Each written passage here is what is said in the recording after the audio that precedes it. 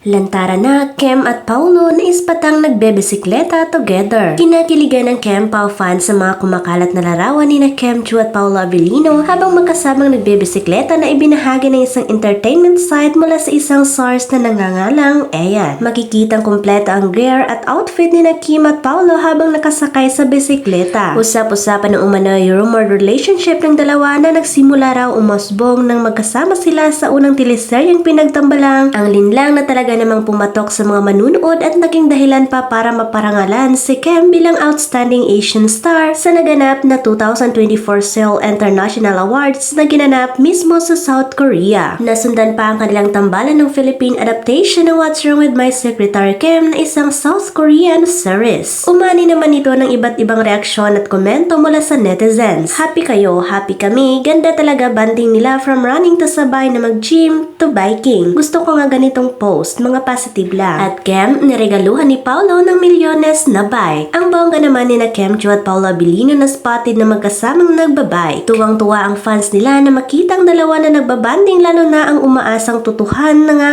ang relasyon nila. Ang ganda at nagpaka-healthy nga raw ng banding ng dalawa na mula sa running, sabay ring mag-gym at ito naman magkasama rin sila sa biking. Ang consistent nga nila at ganito raw ang kailangan ng mga netizen na mga artista para naman daw ma-inspire sila. Magandang paraan na nga raw ito na i-promote nila ang healthy living sa fans. Isa nga raw iyon sa hinahanga ng fans ni Kem lalo na raw noong pandemic na nagpo-post ito ng workout videos niya. Very active kasi ito, kitang-kita naman sa katawan niya na malakas at fit ito at hindi lang pa sexy. Pero isa sa napansin din ng netizens ay ang bisikletang gamit ng aktres na grabe raw ang presyo. May nagsabi na mahigit 1 milyon daw ito na allegedly bigay ni Paulo. Ang nagpamahal daw roon ay dahil customized ito na cute sa pink at may parts nito na pinalitan ng pink. Pinagtalunan din ng fans na kung si Paulo nga ba talaga ang nagbigay nito dahil galante raw talagang ang aktor magregalo pero grabe naman daw talaga ang presyo noon. May sumagot na sa sasakyan lang daw nito nilagay ang bike pero hindi ibig sabihin noon na siya ang nagbayad.